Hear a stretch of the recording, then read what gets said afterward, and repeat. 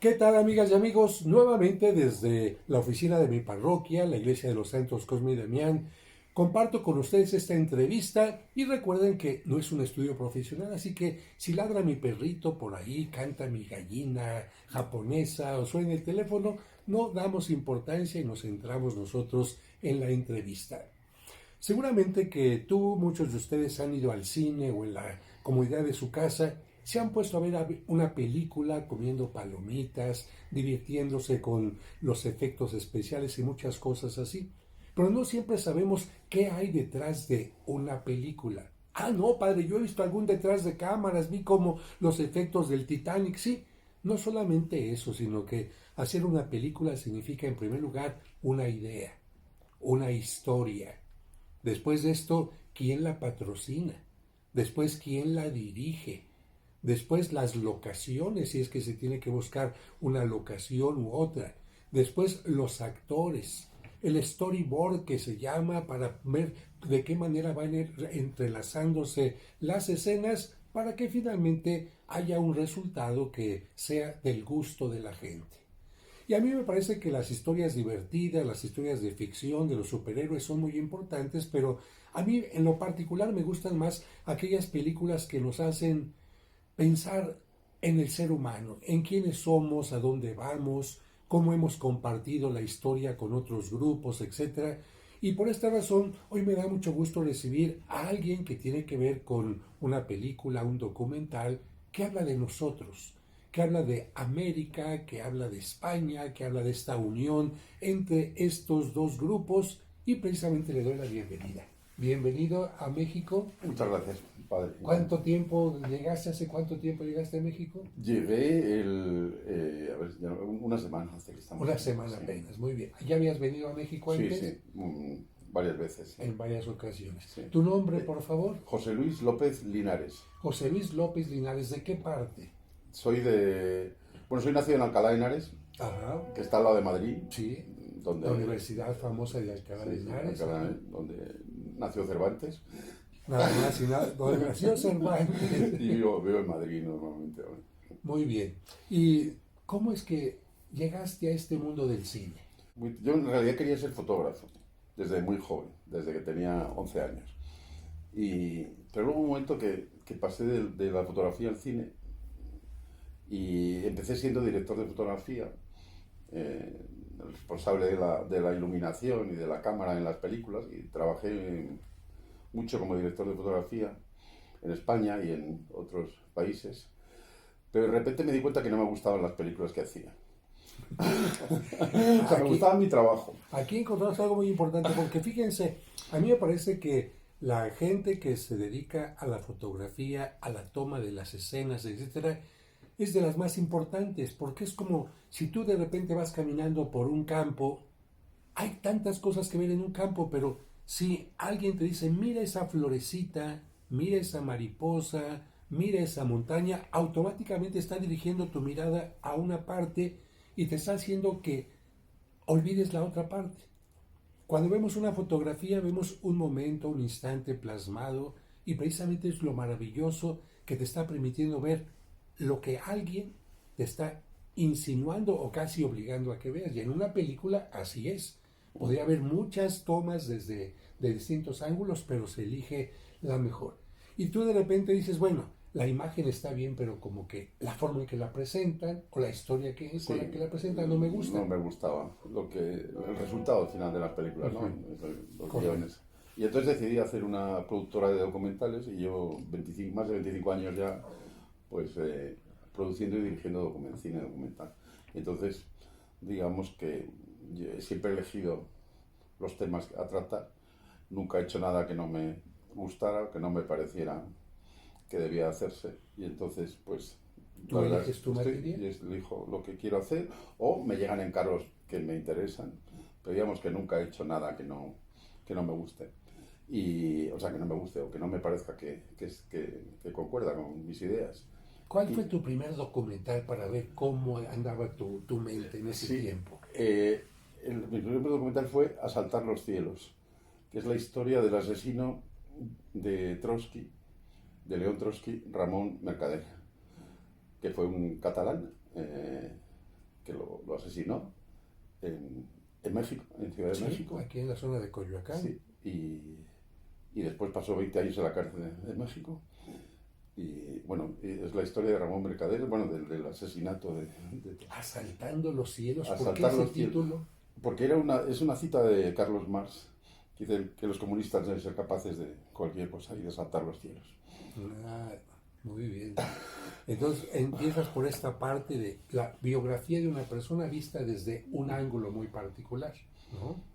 Para eso tuviste que venir a México. Sí, sí, claro, rodamos mucho en México, sí, sí, fue en México, claro, bueno, todavía, entonces esto fue en el año 96 o así, entonces todavía vivía mucha gente que le había conocido, que le había tratado Y y claro, que era, para ti no es lo mismo haber estudiado una historia que de repente estar en este lugar, por ejemplo, su casa, sí, el lugar donde estaba Frida Kahlo, sí, su claro, ambientación, Coyoacán, eso la casa de Frida, la casa de Trotsky donde lo mató, que se conserva como un museo, ¿no? Ahora. claro. Y la cárcel donde estuvo, en fin, ahí, claro, México era... Entonces tienes ya esta relación con México. Y después de varios documentales, como tú mencionas, llegas a este documental que, ¿cómo se llama y de qué trata? Se llama Hispanoamérica, Canto de Vida y Esperanza. Y bueno, yo le he prestado el verso a Rubén Darío. Se trata de... Bueno, yo lo que quiero es mostrar lo que somos, lo que somos, lo que somos los hispanoamericanos. Incluyo a España en Hispanoamérica. Claro. Y es un viaje por varios países de Hispanoamérica, por México, por supuesto, Perú, Bolivia, Ecuador, Santo Domingo, en fin, hay los países, los más que he podido, los más que han cabido en la duración del documental.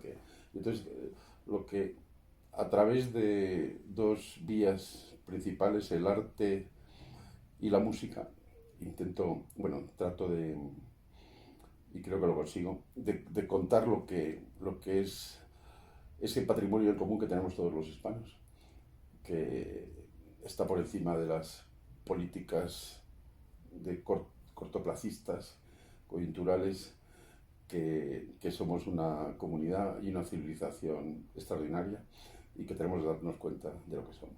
Algo muy importante que mencionas, porque finalmente en estos lugares que tú nos muestras hay una gran cantidad de partidos políticos, pensamientos diversos, etcétera, pero esos como que van pasando, se diluyen, cambian, etcétera, y hay algo que permanece, que es lo fundamental, ¿no? Fundamental. Yo creo que, por ejemplo, la música va más allá de la política, Totalmente. el arte va más allá de la política, aunque alguna vez tiene cierta relación, evidentemente, porque se convierte en patrón, claro, aquel que está al frente del poder, pero también alguien que se revela y dice, aunque tú eres el patrón, yo construyo mi arte como quiero, etcétera, ¿no? ¿Por dónde empezaste tu documental? ¿Cuál fue la primera parte que visitaste para filmar? La primera parte que visité fue Bolivia, fue la selva del Alto Amazonas, las misiones jesuitas, lo que habían sido las misiones jesuitas en Bolivia, la parte de los Mojos, San Ignacio de Mojos, es el pueblo donde llevamos, porque hay unas personas que están recuperando las partituras de la época misional y han formado una escuela de música clásica en medio de la selva con 400 niños estudiando violín, cello y todos los instrumentos de una orquesta, porque cuando llegaron allí los jesuitas en una sociedad que era prácticamente el neolítico, yo creo que en una generación estaban tocando en una orquesta barroca. Increíble, ¿no? Y ahora están recuperando esas partituras que después de la expulsión de los jesuitas las misiones se dispersaron por la selva, la gente volvió a sus pueblos y se llevaron con ellos su violín y la música, ¿no? Y las han ido manteniendo, aunque ya perdieron la capacidad de leer música, pero han ido copiando las partituras generación tras generación, porque sabían que era algo valioso. Increíble, fíjense, cuando hablamos de Hispanoamérica, de repente nos llega fácilmente una imagen de Brasil, el Cristo de del Corcovado, etcétera. Nos llega quizás México, evidentemente, nos llega Perú, Machu Picchu, etcétera. Pero Bolivia, ¿quién de ustedes que están viendo esta entrevista sabe algo de Bolivia?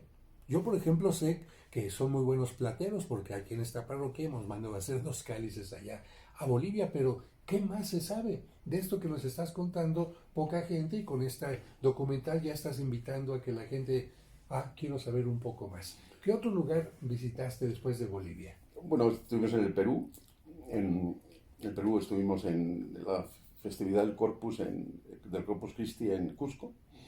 Eh, Cusco, cuando llegas allí, pues si te levantas por la mañana un poco dormido y miras por la ventana, te puede parecer que estás en Cáceres. O sea, Sí, y bueno, la festividad del Corpus es la fiesta más importante del Cusco. Rodamos especialmente, son 3 días de fiesta, en la que todas las parroquias sacan a su patrón en procesión y se juntan en la catedral y los dejan dormir todos juntos en la catedral para que piensen bueno, entre unos y otros, bueno, ayuden a la ciudad a ver que les hagan una población. Entonces luego los vuelven a llevar a las parroquias. Lo que más me sorprendió es que la devoción por el apóstol Santiago Matamoros, en medio del Perú, con su moro debajo del caballo, es impresionante. Es el patrono de Cusco y su procesión, su cofradía es impresionante. Y bueno, esa fue algo. También tuve la oportunidad de grabar en el Museo Diocesano una colección de cuadros del siglo XVIII del Corpus, que los he contrapuesto con las imágenes que grabamos este año, bueno, el año pasado, y ves que las procesiones se mantienen a esa continuidad de la tradición, ¿no? qué maravilloso. Y bueno, Cusco tiene la escuela cusqueña de pintura increíble, ¿no? Donde las familias enteras se dedican a hacer sobre todo imágenes religiosas, como también una forma de conseguir trabajo, donde se une la parte del arte, del folclore y también la parte de cuestión económica. Y después me imagino que te fuiste poco a poquito a un país, a otro, Sí. a otro, a otro. ¿Cuál se te dificultó más? Pues la verdad es que ninguno. ¿Ninguno? No fue nada difícil, o sea, en fin, todo fue algo extraordinario, o sea, en cualquier sitio estábamos en casa. No, eso fue lo más llamativo, ¿no? En Quito, que es una ciudad maravillosa, la primera ciudad patrimonio de la humanidad fue Quito, y que tiene varias iglesias deslumbrantes, pero desde luego la iglesia de la Compañía de Jesús es un templo que justo después de Santiguarte me tuve que sentar, porque la impresión es extraordinaria. Y también fue en un sitio que yo no conocía, Ecuador, y fue todo un descubrimiento. Sí, es que como te mencionaba, Bolivia, Quito, de repente Paraguay, Uruguay son lugares que quedan un poquito lejos de la atención a nivel... Yo creo que en toda la Hispanoamérica no miramos a nuestro alrededor, ¿no? México está muy centrada mirándose el ombligo, Claro, y mirando al vecino del norte, y y en España igual. En España miramos a Europa cuando lo que tenemos que hacer es mirar a Hispanoamérica, ¿no? claro, y quizás en México, bueno, tuvo mucha influencia todo el mundo del cine, de las Mm, películas, de la televisión, que hizo que el mariachi y este claro. tipo de cosas se insertara en muchas mentes, pero conocer estos otros espacios que tú has visitado es increíble. Eres una persona bendecida realmente por conocer tantos, Sí, tantos, desde tantos luego. lugares. ¿Cuántos días, no días, cuántos meses, cuánto tiempo de trabajo para hacer este documental? 2 años de trabajo. 2 años entre el rodaje. Realmente yo empiezo la edición pues en cuanto empiezo el rodaje, porque trabajo sin guión, no escribo un guión, porque no sé lo que va a pasar. No puedo saber lo que me van a contar, lo que voy a descubrir Entonces, evidentemente, tengo una lista de sitios y de ideas personas a las que quiero entrevistar y conocer, pero luego de ahí van surgiendo muchas más Claro. cosas. En el, Para nuestros amigos, miren, lo que se conoce como ediciones, ya que tengo todo el material, como si fuera a ser yo un libro o algo así, que tengo todo mi material, tengo que ir viendo qué voy a poner primero, qué voy a poner después. Y viene la parte más delicada, qué tengo que cortar, porque si no me quedaría una película de 2 días y medio, la verdad. Y esa es la parte más dolorosa, qué tengo que quitar. Eso también le sucede a quienes escribimos algún libro cuando ya está, no, tengo que quitar alguna cosa para que todo quede cuadrado muy bien. Y eso generalmente se hace ya que se ha terminado toda la película. Pero creo que como lo hace nuestro director, ir grabando, ir editando, facilita que al final puedan las cosas ser más fluidas, ¿no? sí, sí, sobre todo no tendríamos, eh, tardaríamos mucho, porque en la edición pues también es prácticamente año y medio de edición el montaje de la película, o sea que Yo diría, ¿qué pasa con esos fragmentos pequeños que se quedan, que no formaron parte de la película? Yo lo que haría sería esos pequeños fragmentos de 1 minuto, de 2 minutos, subirlos a un canal de YouTube y ahí están. Ya no forman parte de la película, pero ahí están para que la gente los vea y no se pierda porque fue trabajo de un camarógrafo, de un iluminador y de tantas personas más, ¿no? sí, no solo pequeños fragmentos, sino pues por ejemplo de la historia de las partituras de las misiones, en la película pues a lo mejor han quedado 10 minutos de ese metraje, pero tenemos un documental de 40 minutos que cuenta la historia desarrollada y que va a ir a plataformas después. Viene En esa YouTube. Sí, sí. pregunta, ¿dónde vamos a poder ver este documental? Pues el día 17 de este mes se estrena en México, en 80 salas bueno, de todo el país, de varias ciudades del país, por los cines de Cinemex. Cinemex. Así que a partir de qué fecha nos repite? 17 de octubre, o sea, la semana que viene. 17 de octubre por Cinemex. Así que hay que buscar en cuál sala de su estado pueda estar participando. Dirígele un mensaje directo a quien está viendo este video. ¿Por qué este video? ¿Por qué tienen que ir a verlo? Platícales, digo esto directamente. Pues yo creo que, o sea, hay que ir a verlo porque la película, a través de la belleza, de la música, del arte y de la religión, nos cuenta lo que somos, lo que somos, lo que somos los hispanoamericanos. Esa civilización distinta de las otras. Nosotros compartimos muchas más cosas que el idioma, eh, que es fundamental, por supuesto, pero somos católicos y tenemos una forma de estar en el mundo diferente. Y eso, pues yo creo que hay que dar gracias a Dios todos los días por ser hispanoamericanos. Y entonces tenemos que darnos cuenta de lo que somos, porque eso nos ayudará bueno, a mejorar y a avanzar y no estar preocupados de lo que nos separa y de lo que nos quieren contar, que son fundamentalmente mentiras y medias verdades y tonterías que no ayudan a darnos cuenta que somos una gran familia. Y cuando de verdad lo asumamos, yo creo que podremos ir muy lejos. Pues ahí están estas palabras. Yo creo que esta película está evidentemente abierta para todo el mundo y todo el mundo la podrá gozar. Pero especialmente quienes somos cristianos, quienes somos católicos y tenemos una gran fe, tenemos que valorar esto. Porque la fe no es solamente algo privado, sino que la fe es una fuente de tantas cosas. Simplemente les pongo un ejemplo. Imagínense que ustedes van a la Basílica de Guadalupe o quizás a San Pedro en el Vaticano o no sé, a Santiago de Compostela. Seguramente quieren llevar o encender ahí una vela en acción de gracias o pedir por un familiar. No hay velas.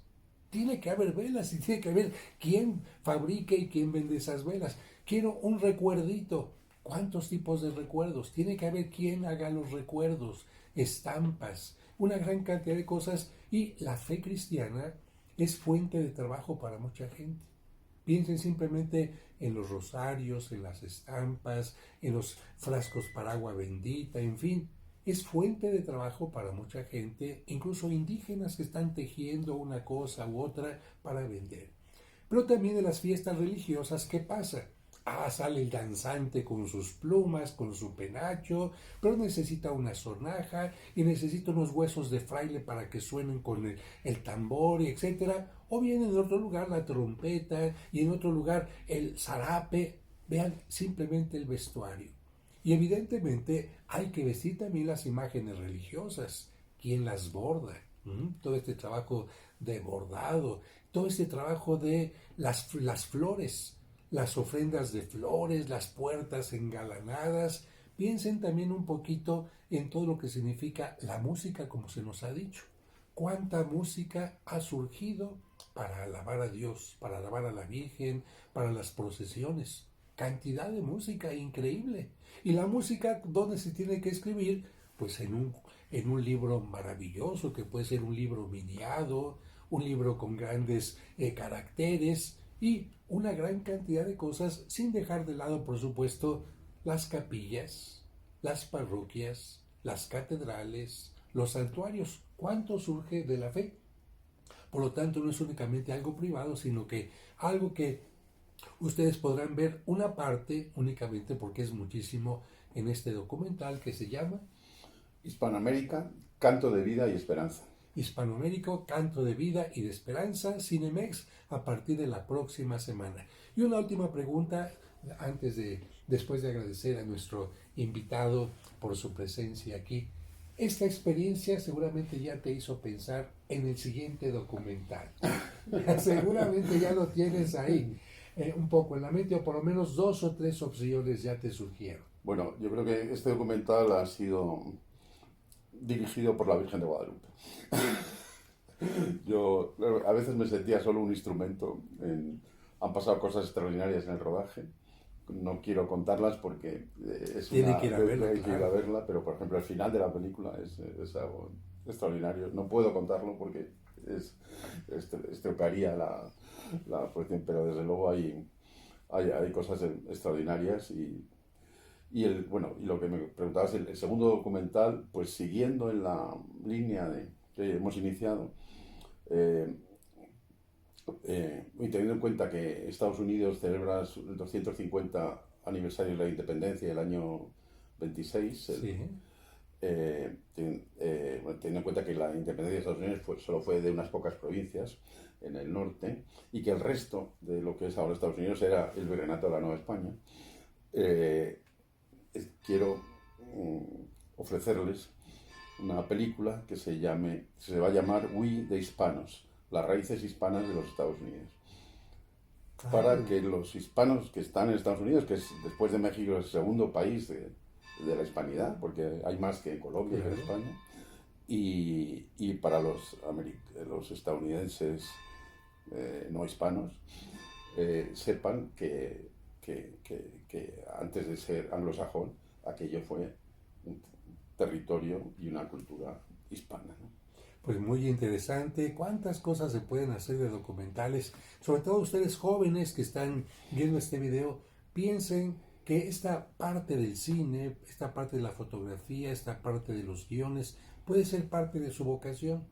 Porque a veces piensan únicamente médico, en computación. No, también está esta parte del mundo del arte, en donde a través de una película, de un cortometraje, un largometraje, pueden ustedes dar una información increíble e incluso cambiar la visión de muchas cosas.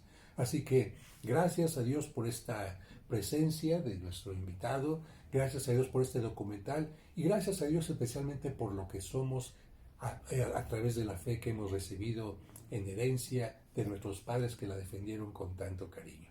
Los espero en el siguiente video. Que Dios les bendiga.